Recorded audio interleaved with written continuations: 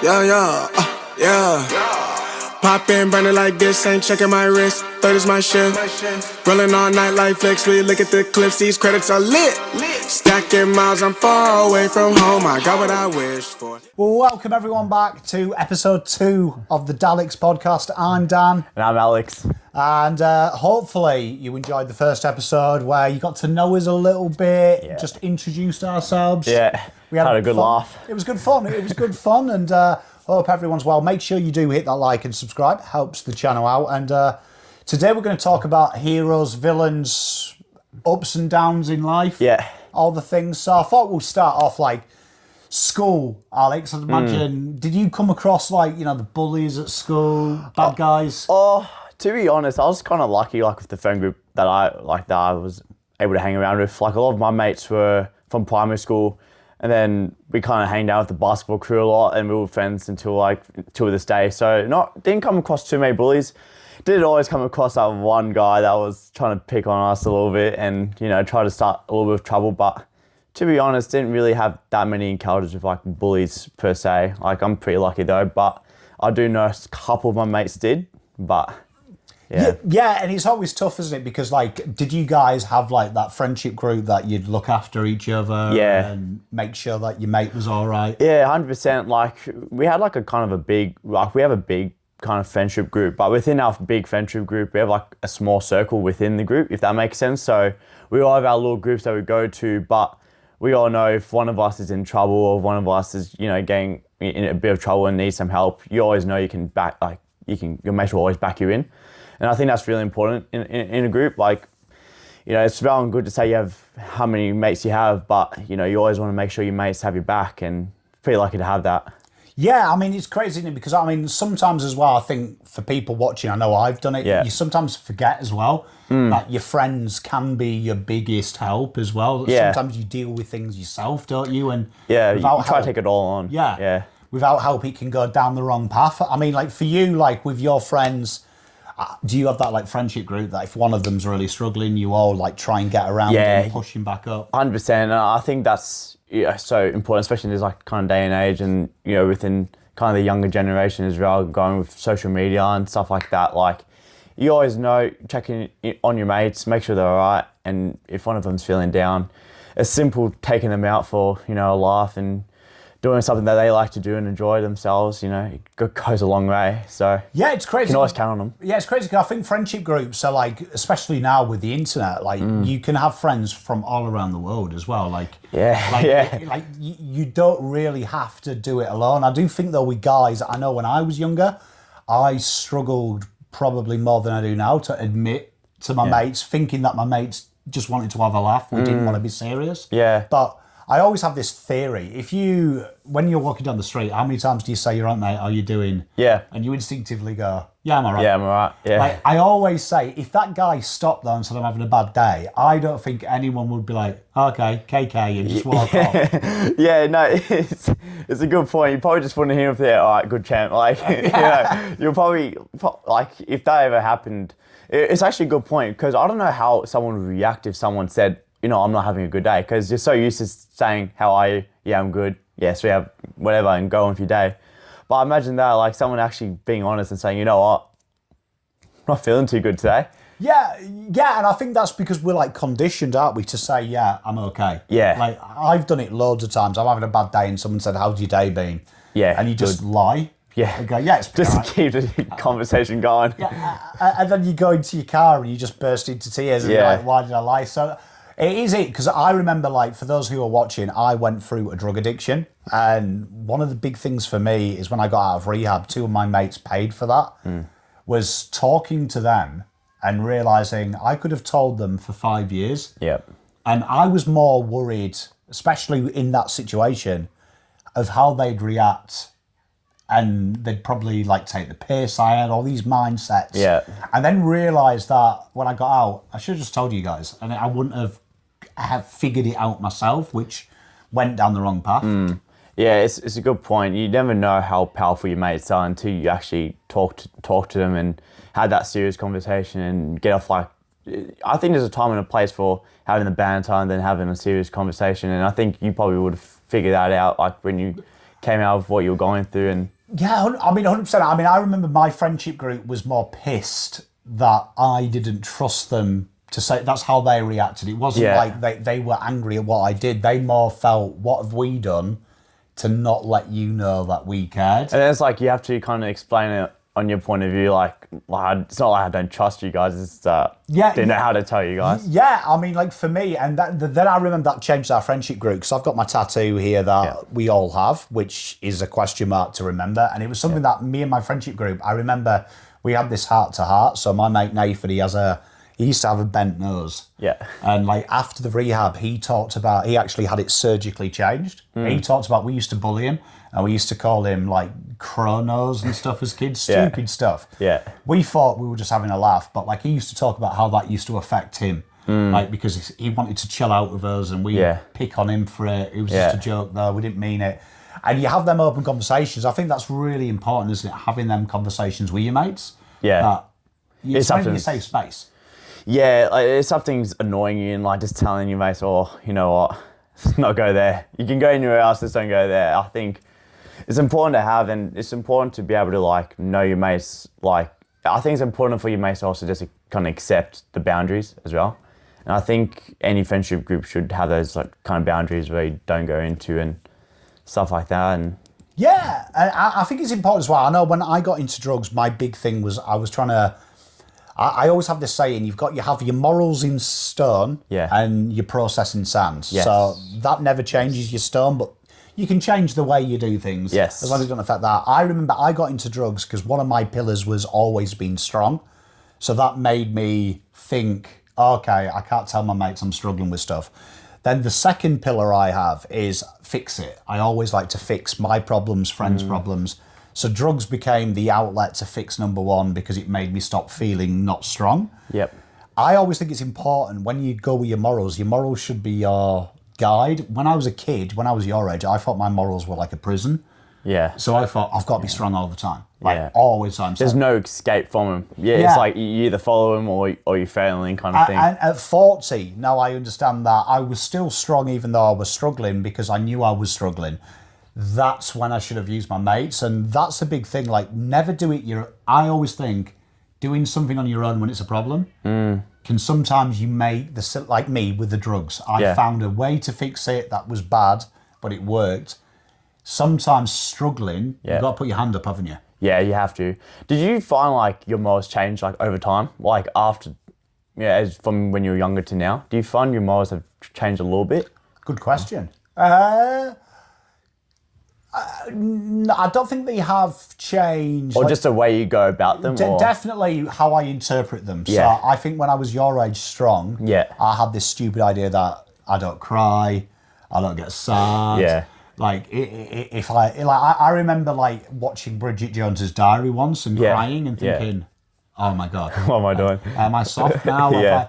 Where now I've realised that the definition of strength isn't that. It's also when I do make a mistake, putting my hand up, or if I am upset, speaking to someone about it, like not just hiding it. There's so many different like ways of being strong as well. Like 100%. There's so many different ways.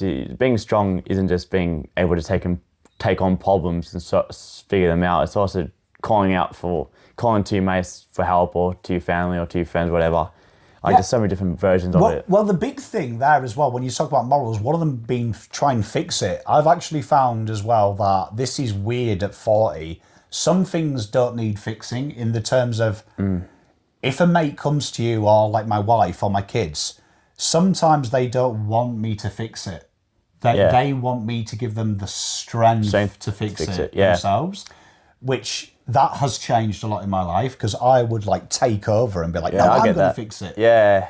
Where now I actually see sometimes they just want me to be behind them and go on, and I'm here. It's almost like when you're, for example, like when you're building something, you don't want anyone else building it for you, but you need some help to build it. I've always noticed I don't want you building it for me. I just want you guiding me how to build this thing. I think that's the same way. Like when someone comes to you to get advice or something, they're not asking you just to dump all your problems on you and you have to go fix it. I think they're just asking you to give them the strength to go, here. Yeah, go for it. Are you like one of them people as well? Like this, it's weird you say that because I was such a hypocrite then to now because I've always had this thing. You know, if you teach me to do something, yes, same with golf or anything. I'd rather you show me, let me do it, make a mistake, and then you fix the mistake. That's how I learn. That's how I learn. Yeah. I don't want you. I don't need you doing it for me. Tell me how to do it. I'll mess up the first time, whatever, make a fool of myself, and then you can come in and tell me what I did wrong. Yeah, so if we were doing boxing together, I'd rather you show me the drill than make me do the drill. Yeah. And then you then say, look, when you did this wrong, so you need to do it this way, redo it, and then we find more mistakes. I learned that way, where if you were just like, no, we got to do it this way. It takes longer to learn, I feel. Yeah. That way. Yeah, it probably does, but like for me, I feel like I'm more in control that way of my learning. Like, where I'm. That's how I feel as well. I'm pretty much the same way. Like I need to do it and mess up like 10 times before, like you tell me how to actually do it properly. Like don't go step by step. Give me all the steps first. I'll try and do it all in one.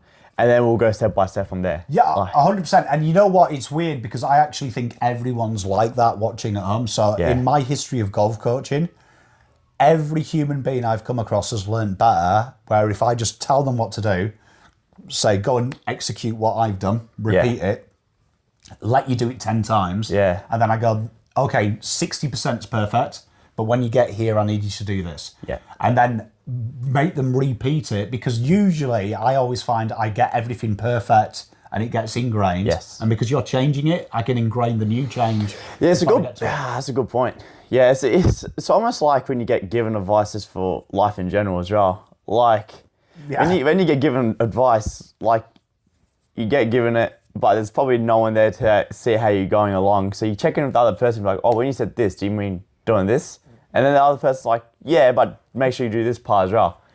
Same way, even in boxing as well. Like when I'm teaching someone, I find they learn so much quicker when you let them do it on their own first. And as they're doing it, tweak it up a little bit so they're practicing the moves you want them to do.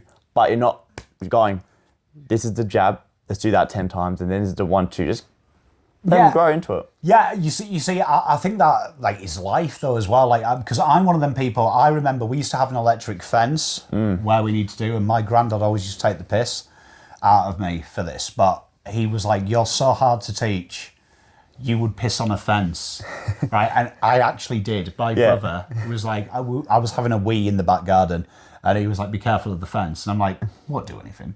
And he was like, dare you to wee on it. And I did. And genuinely, I got an electric shock. Oh, no, sure. I genuinely, like, even from like the age of 8, I was that guy that I had to know why. Yeah. And he was usually, I had to try. I call it the boy brain. Like when someone says, don't touch it, it's hot.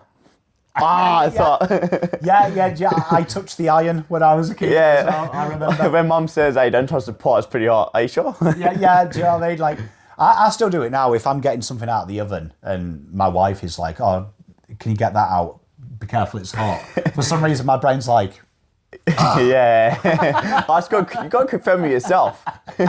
It's like my eyes know it's hot, but my body's like, nah, we've got to prove this. Yeah. But on them points, like I do think you can work it back. So like when you talk about advice, I do a lot of talks with youths around drugs and things like that. Yes. I can see like the mistakes so you don't have to do drugs, because I also remember the process leading up to it in the terms of trying things to hide the problem. And I always think that's a big thing in life, in boxing, in golf, in sport. Sometimes you can add a problem that fixes the first problem, that escalates. So I'm sure like in boxing, in golf, there's techniques. Sometimes you add a flaw, but to accommodate the flaw, you've added another 8 flaws that suddenly hide the flaw. Yeah. But the flaw is always there. It's like painting over a crack wall, isn't it? Like you try to fix the flaw by adding another flaw. And the problem is, no matter how many steps you take to fix it, that one flaw that you try to cover up will always sneak back through. So I think it's really important, like when you see that first crack coming through, just fix it from the get-go. Don't let that shine through later on in life, or in boxing, or in golf, or Is boxing like golf as well, which is, I always think is a great analogy for life. 90% of your flaws start from the basics. It starts from the first day. Yeah. So like in golf, we have like your stance, the grip, and your setup. And like, no matter how good you are, you always address them as your first protocol. Is that the same in boxing? Like, just the very like the first lesson 100%. You ever get is probably the most important. Because the first lesson always sticks in your head. I feel like, especially if you're older, like for the younger kids, like not so much, because they're younger, they'll probably go into doing it right as they mature and grow up. But even for them, that first session is a session that always sticks. So if your footwork are wrong from the start, you're going to be practicing like that, and that's your foundation. It's kind of like probably like footy as well. You know, the way you kick the ball from the first time as you're growing up will probably be the way you kick the ball when you're older. So same thing in boxing. The way you stand from the first time is how you're going to be standing as you go through. I always find that first session when I'm teaching someone, make sure it doesn't have to be perfect 100%, but make sure the foundations are as perfect as possible. Yeah, I agree. And like I know from coaching like tour professionals, sometimes you will have them and you have to give them the first lesson again. I noticed that, because they've just kind of like been so worried about the big stuff that they've thought they've got used to the basics, but negatives have creeped into the basics. We do that in boxing, like especially for the younger students. Like we always repeat the first kind of session like for a week, 2 weeks, just to make sure you're practicing it right and mature, like kind of growing up with it correctly and not in a way you think it's right. Make sure it's the right way. You know what? I remember, and this is why it's so important, I remember that one of my juniors in the UK used to laugh because when I was practicing, I used to put the golf club on the floor and I used to have another golf club pointing where I'm going by the ball, and that just readdressed the first lesson he had, that your feet and your club aim parallel of each other. And he laughed because he'd be like, oh, you're really good and you're still doing it. And like I used to say to him, I do it because I need to remind myself that there's no good being brilliant if I don't do what I'm teaching you perfect. It all comes down to that's like your routine when you're going for a shot, isn't it? Yeah. It's like everyone has like a routine. Like footy players, you see it, set shot routine. Boxing, I got like little routine I do. I think having just like little self confidence that in that routine just gives you that mental advantage a little bit, and just reminding yourself, you know, this is how you do it. This is the foundations of it. Don't go off it. And I think the same goes in life as well. Like just having a routine in life to go when things aren't going right. Just go back to the foundations, what you know. Go back to your morals. Go back to your values, and you know, fix it from there. Yeah, well, we talk about foundations. I mean, like, what would the foundations be of, like, life? Like, for me, I always think, what's the first thing you learn? Speaking. Yes, yeah. Like, when you're a baby, you cry for food. When you're a toddler, you learn to ask for mum, dad, food. Learn to walk, Well, I think that's one thing that we forget, that communication is the first thing, really, we all have in common. Like, we all cried. And that was how we got attention. So we all found a way to say, I'm distressed, help. Yeah. It's probably the thing when we get to 15, we forget about it's it. important. Like, we've always, whether it's your mum, your dad, uncle, cousin, best friend, there's always someone to talk to. And I think we forget that. Yeah, I think you made a good point. Like when you turn 15, you start thinking you know it all. Yeah. And I was a bit like that when I turned like 16. I thought like, I know what's up. I know life now. Like this life thing isn't too hard. But then you get into a problem and it's like, oh, actually I don't know everything. I need help. So it's a good mental check. Yeah, it is. Communication's good, and like genuinely, I know we use that analogy if someone in the street stops you and says, "Oh, I'm having a shit day." Yeah. I always think this. I've never had it happen to me. I have had a random person though tell me they're having a bad day, not from that question. Yeah. And I stopped and talked to them. But I think we all would stop. Like if you walk past and you go, "You're right, mate," and he goes, "Oh, actually, I'm having a horrible day." Yeah. I don't think there's many people watching this who are going to be like, "Nah, fuck him." Yeah.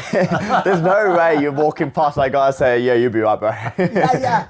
So I think that's something that we do need to learn, and it's good because you asked that question about morals. Yeah. I think that from someone that went through drugs, I would say that was weakness.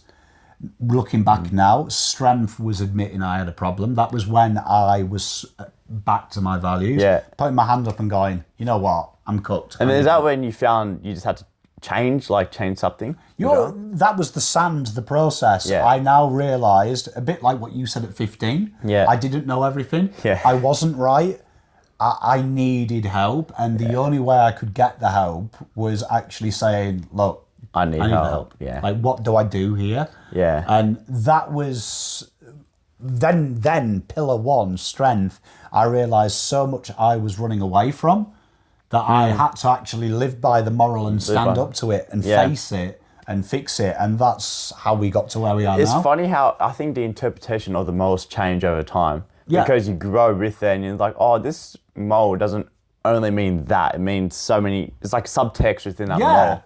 So I think that's a little cool. Well, yeah, because and life kicks you in the dick. Unfortunately, like when you ask that, I remember having kids, and I remember when I was a kid. Oh, when I have kids, my kids are never going to swear. Yeah, my kids are always going to make their bed. It's going to be perfect. Yeah. Like my brain created this hypocrisy of what I was, and then when I had kids, I was realised, you know what? I'm an idiot. It's not going to happen. Yeah. I'd rather teach my kids good values and morals than worry about David's playing Fortnite and sworn once. Yeah.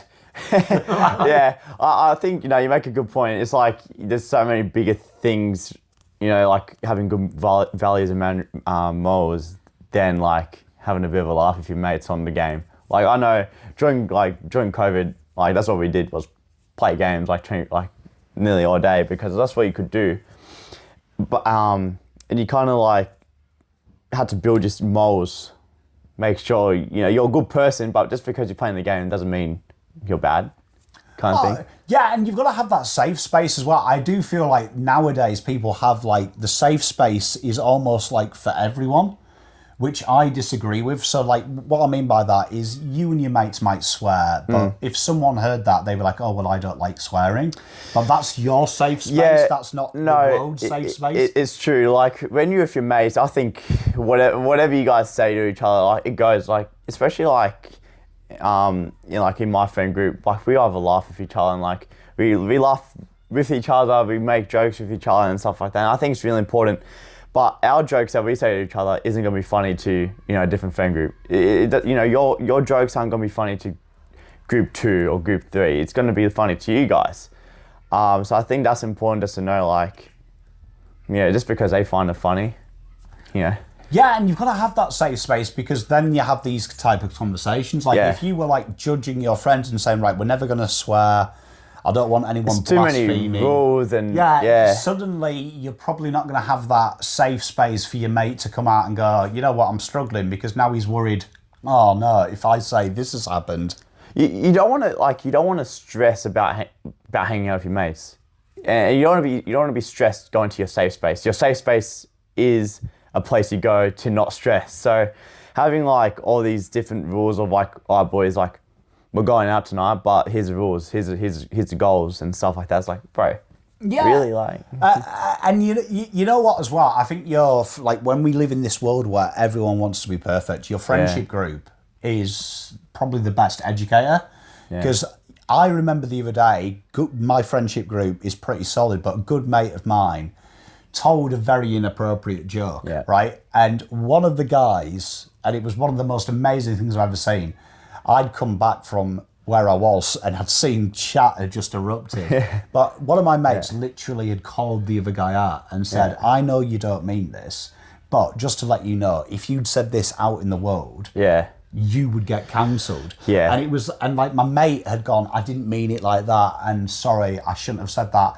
And it was like seeing them actually self-police each other in a real... And I was like, you know what? This makes me actually proud to be part of this friendship group. Yeah, no, it's true. I think within your friendship group, there's always time to joke, but there's always that one joke that you probably should say to your mate, oi, pull in a little bit. Like, and it made me impressed because I was like, that is how society should work. Like, you see a problem where most people would have gone, oh, it's just him being him. My mate took it upon himself just to let him know, mate, it's the second time you've told this joke.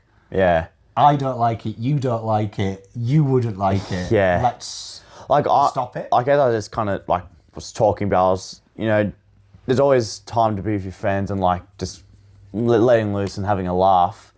But then as soon as that laugh maybe goes overboard a little bit and you start talking about stuff you probably shouldn't be talking about or making jokes you probably shouldn't be joking about, having that one guy just to pull you aside and be like, oi, like, pull your head in a little bit, have that mature conversation, and just go back to the morals. Like, I think every friendship group has. I think even friendship groups have morals as well, which is like a general thing, and I think everyone knows like what the boundaries are and what not to cross, what kind of jokes not to cross. I think it's important to have that one guy, one steady head, or everyone have that steady head and be like, oi, pull back a little bit. 100%. Like, I think that's something that, like, I always like pride myself in our friendship groups as well, I always say it to my friends. Sometimes getting told off by your mates is a lot better than the world. Like, we've seen the world we live in, the cancel culture that we have. I always think when I see someone get cancelled, he must have been like that around his mates. And if his mates loved him, surely they would have said, mate, if this goes out to the world, you're a dead man. Like, and then I always think it's sad because that's something that I've always tried to be around my mates. Like, whether it's around girls, the way they treat other guys, the way they act drunk, the way they act at work. I always think it's my responsibility because you love someone to be like, mate, stop doing that. Yeah, like, 100%. I don't want it to happen to you. Like, I'm kind of lucky because like I don't really go out that much. But when we do go out, it's always there's a couple of the boys and we're just probably getting dinner or something like that. And, we know what to, how to act out in the world. But I would like to know that, and I can definitely trust if we ever went out and, we're having a drink or something, one of the boys would always keep a check and things, make sure everything's in check, make sure everything's going right. I think that's something that I think as guys, we do turn a blind eye to sometimes. Like, I've heard it loads of times, like, especially when someone gets into trouble. Oh, but behind closed doors is all right. Yeah. Which I agree with. I've got loads of mates I could vouch for that behind closed doors they're all right. But I do think as a friend, you also got to protect them from the outside world as well. It's almost like you have a responsibility to protect your mate. You know what I mean? Like, because you know how they are because you spend so much time with them, but the world doesn't know who they are because they've seen them for 2 seconds and that's the first impression they get. And I'll always kind of say, like, the first impression is always the most important because that's how people see you for the rest of the time they know you. So yeah, I think it's pretty important just to make sure it's being like kind of responsible for your boys. Yeah, you got to, and I think that's really important because you do see that a lot. Like I remember a long time ago a teacher telling me that tolerance is what you walk past. And I remember being at school thinking, what's he mean? Like, if I just walk past something, like, that doesn't make me responsible. As I've got older, I've kind of realised that there is lots of situations where sometimes your mate will say something out of turn or say something stupid, and then they've done something stupid, and you actually look it back, and you're like, I could have maybe stopped my mate doing that because it wasn't the first time he's done it or said it or acted like that. Yeah. And that's something that I think as a society, I'd rather see a world where we don't counsel people, where we actually try and counsel people together as a society. Yeah, I can agree with that. I think it's very I think just calling out, it doesn't even have to be mates. I think just calling out something you don't like and just calling that person out and be like, oi, like, I don't know you, but you're better than that. Like, 100%. It could be just a simple joke, but taken the wrong way, and just be like, oi, just be careful. Like, it's a sensitive topic, especially sensitive topics, and there's a lot of them. 100%. So yeah. And we talked about it last week, people as well pretending to be something they're not. You do see a lot of people as well who talk about a lot of things, and I always, maybe this is the sinister old man in me, but if you're telling me you're not this person, I always think you are that person. So you know what I mean? So if I have someone who's constantly in my face saying, I believe in this, I believe in that, my brain starts to go, Are you hiding from me? Is there a skeleton in your closet? I feel that because I feel like the more you try to promote something, or the more you try to base your morals around something, or push something to the world, it's probably like, I think we were talking about earlier, you're trying to deflect it. Yeah, 100%. You're trying to deflect something. You're trying to defend something that you probably do yourself. So yeah, definitely. And social media doesn't help the situation because you can plaster your page all over different causes and different charities and stuff like that to make yourself look really good. But in person, you're probably not that person you're showing. 100%. And we talked about morals. Like, what for you at your age? What are the strong morals that, if we've built your beach and we've got our stones, what stones have you planted in the ground? Like my morals really do come from like my mum and dad. Like, just always like be disciplined, be honest, and, you know, be responsible. Always just those type of things. You know, have good, like have mature have mature conversations. You know, don't be toxic, all that kind of stuff. You know, have a good, like a listening type ability, not always talk about yourself, stuff like that. That's what I try to base myself on. I do base myself on a lot of discipline because I think that goes around a lot in life in all different aspects as well. But I think I set my stones like that because I want to be someone that my mates can come to and talk to and know that's not going to leave me. And honesty, like if I've done something wrong, I want people to trust that I'll come out and say it myself. Like, don't need cover for me, I'll just come out and say it. That's a good one. I mean, like, do you ever feel like when I was your age, some of mine sometimes I felt a little bit trapped? Like, does the discipline, do you ever feel like sometimes with your discipline that you're like kind of trapped as well? Do you ever get worried that you're going to break the discipline? Oh, you know, it's funny you mentioned that. So a few weeks ago, I was like a bit sick, so I wasn't able to like train. And there's different parts of discipline, not just training part, but one of the aspects is training. And I was a bit sick, so I wasn't able to train. And I thought to myself, oh, geez, like I should just be able to push through it. Like, what am I doing here?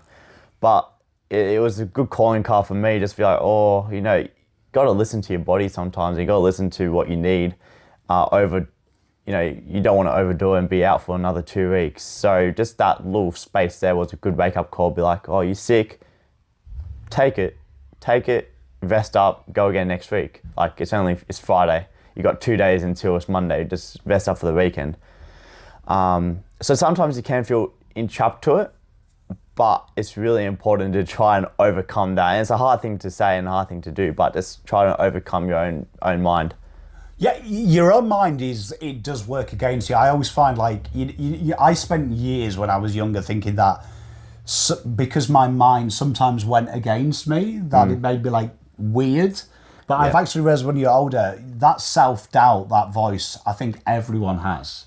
Does it?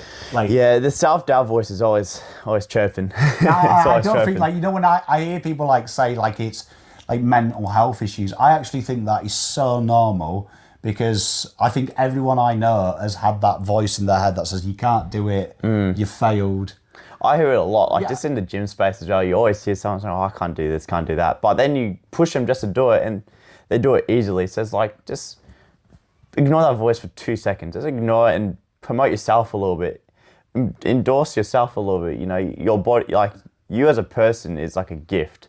You are a gift. Let's promote yourself. You know what I mean? You know what's crazy is I worked with a sports psychologist when I turned 13. He was working with one of the guys I was working with. And the guy I was working with, when he had a bad shot, he always used to self-deprecate. Like he always just go, you're an idiot, you're a bad person. And I remember the sports psychologist working with him and saying that you need to stop doing this because when he used this phrase, words as spells. And he was like, you beat yourself up. And he was like, psychology-wise, you're never going to achieve. Yeah. And it shook me because I'm like, I do that. Like, if I make a mistake, I'm like, you stupid idiot, Pom. You need to be better. And it's weird because from that conversation, I started to not do it and do what he was giving advice to someone else. Yeah. To like say, start creating fixes. Yeah. Don't beat yourself up. You know it's a bad shot. You can't change it. So start approaching the next shot with a different mentality.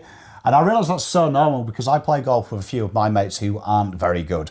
And that is all I hear. They hit one bad shot and they're saying like they're the worst human beings ever. They should sell their golf clubs. Oh, I should just sell my house. Yeah, exactly. And like I've been trying to get through to them, like, this is a bad headspace. Yeah. I was like, you've already failed mentally now. Yeah. Like, you should be the biggest cheerleader ever gone, the next shot's better. Do you find self-talk is the most powerful tool? Because I find self-talk is so powerful. Like I read this book, it's called Atomic Habits, and there's this little page in there that talks about there's positive self-talk and negative self-talk, which is pretty simple. Positive self-talk is boosting yourself up, you know, making yourself feel confident in what you're about to do. And then negative is thinking about all the negatives that could go wrong. It hasn't even happened yet, but it could go wrong. And I think you look at different sports, and I think, one sport I immediately go to is probably boxing or footy. If you're so worried about making mistakes and stuffing up, and even in life in general, if you're so worried about stuffing up and making mistakes, that increases by like 10, making that mistake increase by 10% because you've already talked to it in the universe.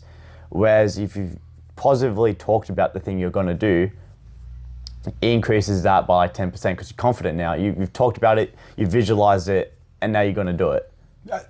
I think the science backs it up. Yeah. Like I can remember so before I finished up working, I worked in business with sales crews, and I remember doing the survey with them of what upsets them the most. And it was like staggering. 68% of this crew said the management never notice when we do a good job. Interesting. Right? Yeah. And like they only ever seem to notice when we make mistakes, but when we've had a good day, no one comes and says you did well. Yeah. And I remember twisting the narrative and saying, well, do you ever praise yourself? Yeah. And I got taught a long time ago, and it sounds the weirdest thing, but it was when I got out of rehab, a good mate of mine was like, we took the piss, but he was like a hippie. But he used to believe in this thing, he called it the self-guide date. Yeah. And he used to force himself once a week, and I've done this since I was 25, so this is how nerdy it is. But once a week, I actually take myself out on a date. Fair. Right? Yeah. And but one of the keys is verbalizing what I'm thinking. So instead of like just thinking, oh, Pom, you're really good, actually say it out loud so you hear it. Yeah. And that was something I brought to the sales team. Like, actually say at the end of the day, I had a really good day today. I hit my target. Hear it, because I think I'm with you. We internalize so much. But I've noticed, I take myself, and it might be like a 30-minute trip to the golf range. Yeah. But I might look like a psychopath because I will talk to myself, and it'll be about stupid things. It'll be like, oh, the way you handled your kids this week. Absolutely love what you did. I actually think that was really good. It's almost like having a literal conversation with yourself. And but verbalising because your ears hear it. Yeah, I think that's important, more than just thinking about it. But I'll do that like at the end of the day. Like I kind of talk to myself a little bit in my head. It's like, oh, this day was actually not too bad. You did this, did that.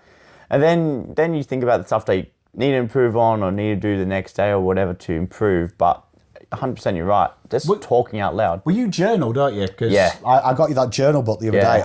I actually journal vocally while I'm writing. Yeah. So, actually, I've noticed myself doing that, and I think I sound like a psychopath just talking to my journal. Look, I do believe the definition of crazy is if you start answering yourself back. So at this stage, I've never asked myself a question and answered back in a different voice. Oh, I can't confirm I would know that. So I think I am normal. But no, I'm with you because I believe as well that sometimes, and going back to that business crew, to hear like 50-year-old men say to me, boss only picks on me when I've done something wrong, but I've done 100 things right and he's never noticed it. We do need validation, and like that's back to my pillar one of strength. Yeah. There's nothing weak about needing someone sometimes just to say. Sometimes you just need a pat on the shoulder just saying, good job, mate. Yeah, you don't know. And I admit at 40, I sometimes need you did a good job there. Yeah. And so give it to yourself. If you can learn to do that. You don't need it from another person. Yeah, and I actually find it changed my mindset when I started doing this guy date. Because I realised, you know what?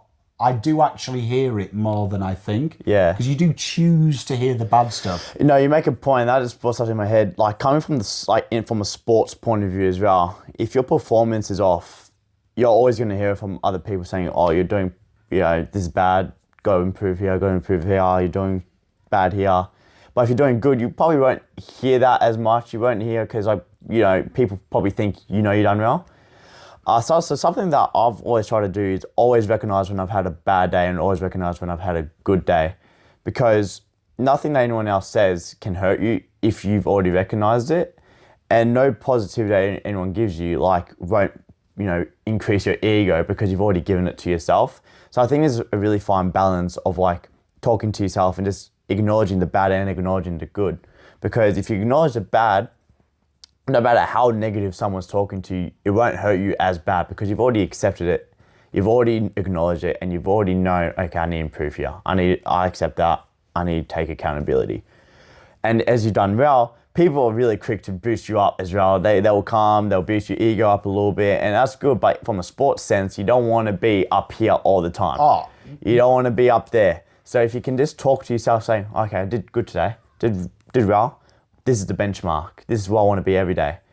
No matter what anyone else says, you've already collected your thoughts, you've already collected yourself, and you're kind of humbling yourself saying, this is the benchmark where we need to be. If that makes sense. Oh, no, 100% does. And I always think how you deliver the news is really important. Yeah. So, like, I remember when I was at university learning how to coach, one of the things we were taught was that if you deliver some technique, it's really good to start with the positive and bring that into the negative. So what I mean about that is, let's just say from a golf point of view, someone comes over the top in the golf swing, you will start with always find one positive. And I remember one of my coaches at the time saying, even if you've got to lie and say... just give them a positive. Yeah, do you know what I mean? Like, oh, at least you managed to breathe on your own. Good job. He was like, a positive is a positive. Yeah. So he was like, when you deliver the bad news, be like, look, so I really like what you're doing, the way that you're taking away the club. The club is brilliant here. Yeah. So what I need, and he was like, always word it, what's happening is you're doing this. So diagnose the problem, give them the fix, but then give them the motivation. So that would look like, I really like how you take away the club. Once it gets to the top though, you're bringing it over the top. So what I need you to do is when you get here, I need you to have this feeling that the arms are going down your chest. Yes. And then go. So very similar to when we taught you the takeaway. You've learnt the takeaway. Now, if you do this a few times, you're going to be able to do this. It's positive reinforcement. It's like almost like it's something called, that reminds me of like the compliment sandwich. It's like a sandwich effect. You always start with the bun, which is like the positive news. Then in the middle is like the improvement that you have to make and then kind of the negative. And then you always end it off with either a compliment or a motivation kind of, saying or something like that. So I actually like that. That's good. Well, having kids, you actually find it. So I'm quite fortunate because I spent most of my life coaching. I Jedi mind trick my children. So like mind control. And it does help because I also remember, like you talk about sport a lot of the time because you're always improving. You can get in the mindset of everyone's always telling you it's not good enough, and that can be disheartening. Yeah. Because if you don't hear, like I definitely need sometimes someone to go, you know what, this 90% is good, the 10% is rubbish. Yeah. I need sometimes that it can get on top of you, can't it? Because you're like, I'm sure boxing. Yeah, you have to be honest just with yourself. Yeah. I think. And I do sometimes think as humans, you hit the nail on the head. In sport, if you're doing well, or in life, if you're doing well, sometimes people just go, well, he knows he's doing well. Yeah. So I won't say anything. Yeah. Where I've always tried to get in my mindset, particularly with my kids, from coaching, you've got to, I always believe in how much I tell you off. If it's 50%, I praise you 50% as well. You have to deliver good news and you have to deliver the bad news. But that good news, when it comes, you have to acknowledge and you have to tell the person like, hey, you're actually doing a really good job. I think that way it becomes like, oh, so he doesn't only just tell me off when I'm doing bad. He actually tells me I'm doing a good job too. So it almost makes, when someone tells you not going right, it also makes that just a bit more powerful because you know that person won't lie to you. They'll tell you when you're doing good, they'll tell you when you're doing bad. So it makes that message so much more powerful. And you coach kids boxing, so you'll know what it's like. Sometimes it does feel, from a coaching point of view, you are telling them off, even though you're not. But you're constantly giving them information. It is sometimes hard from a coach as well to just pull back and go, you know what, this has been brilliant. Now we're doing this, but sometimes you're like wanting to add so many things that for a kid, you get caught up in your own head sometimes. Because I noticed when I first started golf, I remember it was like every day I was being told to do something new. I'd maybe occasionally get a well done, but it did feel like you were constantly picking on my swing and what I was doing. Looking back now, I would have liked it if someone had said, no, this is brilliant, like you're kicking ass, but this is what we can do to go to the next level. I always try to do that for especially like the young kids, like the ones that are just starting out and stuff like that. Just always, in every session, always try to pick something and give them a positive. So they walk away from that session not thinking they're bad, making sure they think, oh, you know what? No, I'm actually good at this sport. I can go somewhere.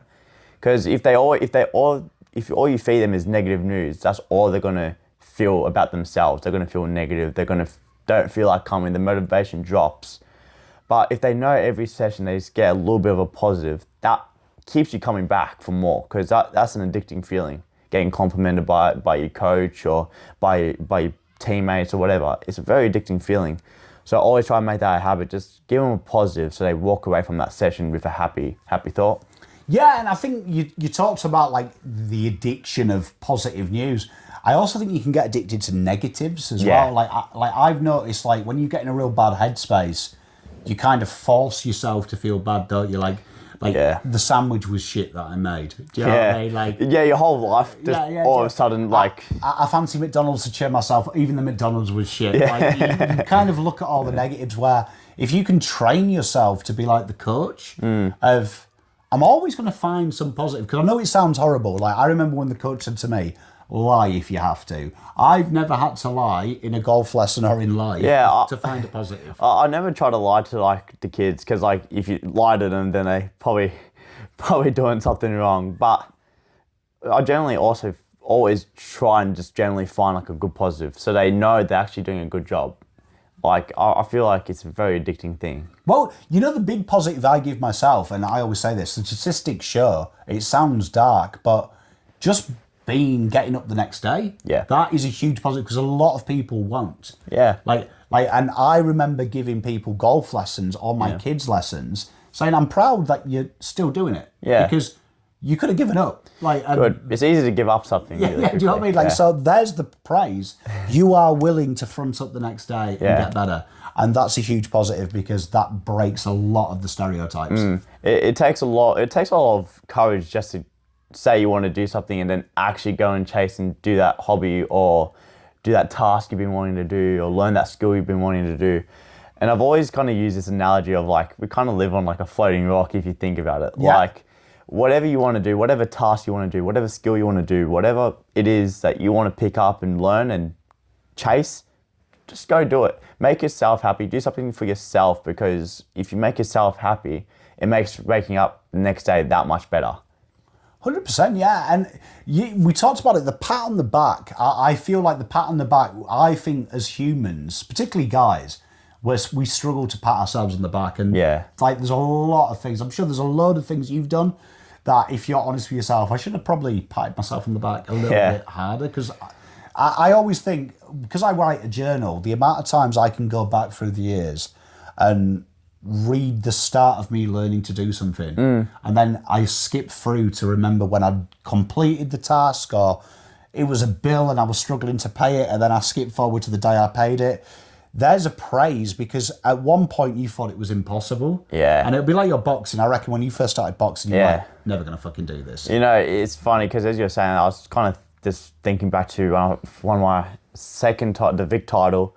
I feel like in the moment, I was really happy, and I never actually was able just to kind of sit there with my own thoughts and think how far this journey was. And I coming from like, when I was like 6 years old, never in my wildest dreams did I ever think I was going to win one title, let alone 2 titles. And I was just like, I was thinking about it the other day actually, and I was like, geez, I was so caught up in the moment, so happy in the moment. I actually never really found the time to sit with just myself and think about how far that journey was. Like, everyone around me was talking to me, and I was, you know, really happy to have those conversations. But I feel like I should have just had a conversation with myself almost, and just kind of say to myself, geez, the journey was worth it, man.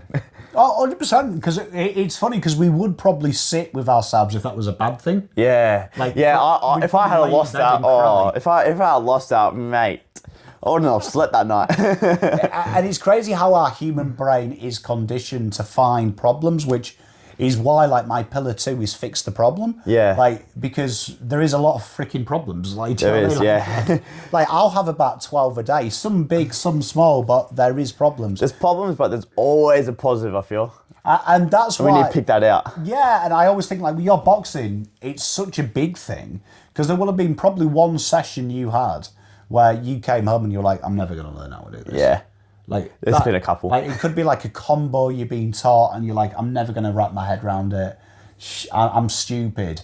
And then suddenly that's become such a little problem. You've won 2 titles. Yeah. And that's what I like to do with my I feel like that will go through your job, like with golf and Yeah. you know, with the achievements that you've done as well. You probably always had a session or 2 like, geez, what am I actually doing here? Yeah. It's like, Mate, there was so many times that I wanted to give up when I was a kid, and like it got hard. It got really hard, or like the level got better. But like that's why I love my journal and my memory. Yeah. Because I'm like, okay, it's hard now, but I also remember the first lesson we couldn't get the ball airborne, and we thought this was impossible. I remember my first session, I couldn't even get my feet right. Yeah. I couldn't walk Do you know what I forward. mean? And then my brain starts going, okay, well, there was a point in time it was impossible, but we're so far ahead of that now. Yeah. So this might feel impossible, but then my brain thinks of that future me when we look back at this moment and go, we thought that was impossible, we nailed it. Great point, yeah. It only feels impossible because you haven't done it. Done it, yeah. Nailed on the head there. Because I'm teaching my kid at the minute to ride a bike, right? And like... Oh, that's been 5 bucks. And like he was like, oh, this is impossible, I don't get it. And like I said to him, yeah, I was once you. Yeah. I remember being taught the same as you, like, how do you stay balanced on a bike?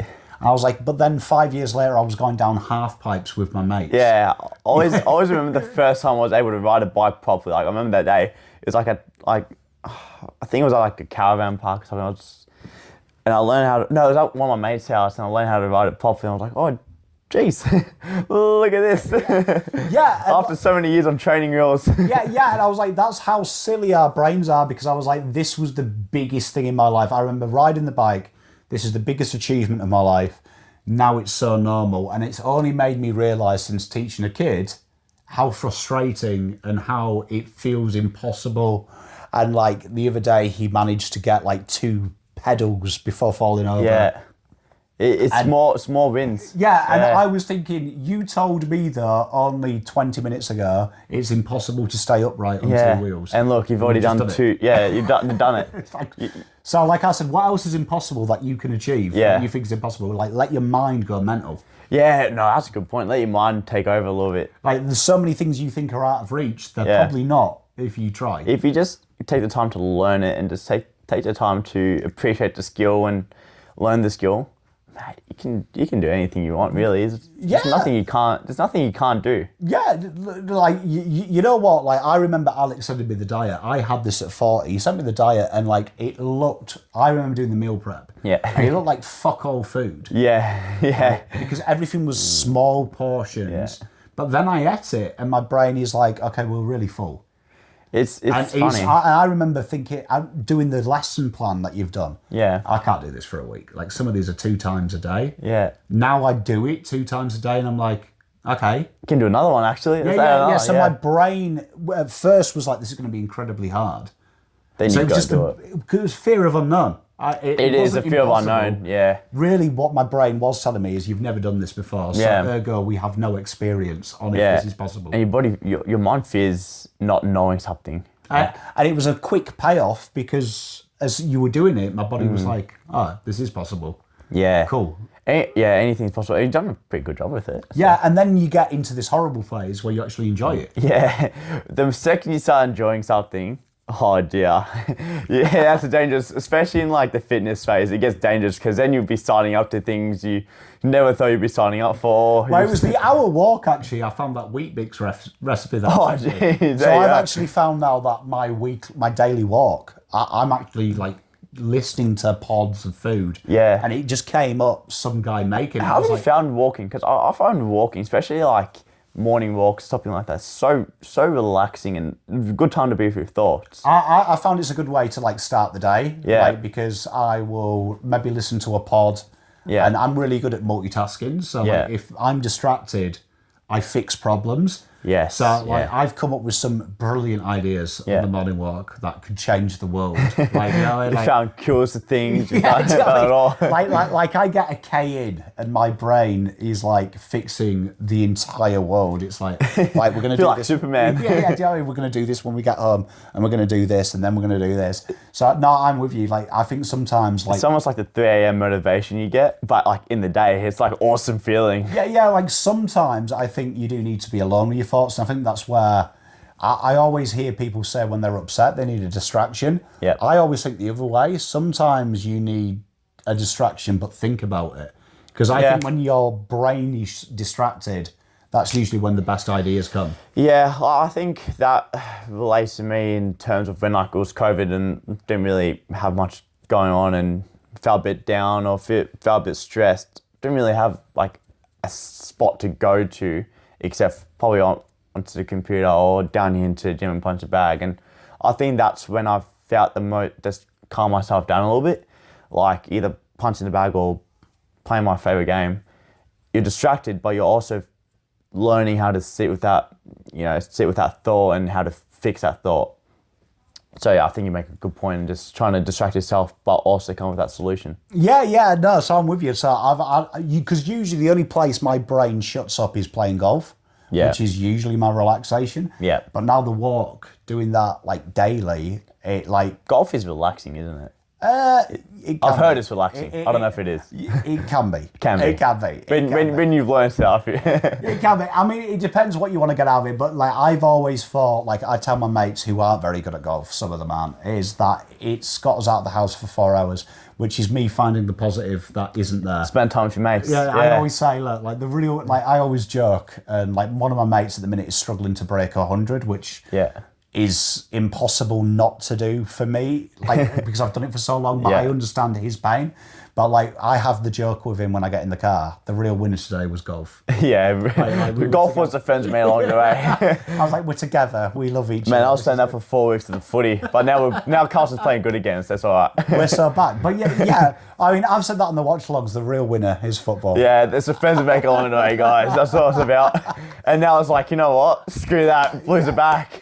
But you see, again, perspective. It's funny, isn't it? Like, perspective. The game hasn't really changed by the result, but we are enjoying it more because the result has changed. Yeah. But really, the game nothing's changed. Nah, all of that's changed is the scoreboard at the end of the game and the full-time result. Yeah, you see, my son actually at the grand age of 11 actually changed something in my perspective the other day when we were talking about the World Cup. So being English, he knows that we get excited about the World Cup because we're going to win it every year, but we haven't won it since 1966, which is a long time. Yeah, geez, yeah. But like, my son was like, Dad, do you know if England like go out in the quarterfinals? And I'm like, yeah. He was like, there's still 2 more games though, isn't there? Like the semis and the finals. And I went, yeah. And he was like, and you love football? And I was like, yeah. So he was like, really? You get to watch the whole tournament and games have gone on. The only thing that changes is you care if one side wins or not. But really, your favourite sport goes on for 2 weeks. It's a good point. And I was like, it's a good point. Yeah, okay. It's a good point. I hate you. Yeah, I hate you bringing this into my conscience now. Yeah, geez, now I'm thinking about like with footy, like it's probably one of my favourite sports. But yeah, it's a good point. He was like, you can't force them to be good, Dad. But he was like, you can at least You can enjoy the game. Yeah, he was like, you can at least watch the whole tournament. Yeah. And I'm like, jeez. It's one way of putting it, actually. That's, damn. I was like, I hate you. I was like, don't change. Why are you making sense? Yeah, I was like, don't change how we watch the game. But yeah, he was like, oh, you love World Cups though. So he was like, that'll be cool. You get to watch the final, whether you're in it or not. And I'm like, yeah, bad times. Get to watch it. Yeah, get to watch it. I was like, bad times. I was like, bad times, you're right. But, I mean, that is all we got time for. But, Alex, that was fun. So, like, what do you want to ask the audience? Give them a challenge. Honestly, the challenge is just give us ideas. Give us anything anything you guys want to talk about, give it to us and we can talk about it as well. And any challenges you think will be fun for us to do, give us some ideas. And, yeah, I hope you guys liked the little pod today. was a fun conversation, so definitely enjoyed it. I think the next couple of weeks we should do like a training session. Yeah, I think that'll be sick. Yeah, Right. have a nice sesh. Because a few of my mates who watch this, who would love to see me be punched in the face. Legally. Anything allegedly, yeah. Yeah, it's a little hack, guys. It's a little hack. Just put allegedly after everything you say doesn't count. Yeah, do you know what I mean? But thank you very much for watching. We will see you next week. This is the DALEX Pod. See you later. Go, go, go, go, go, go, go, go.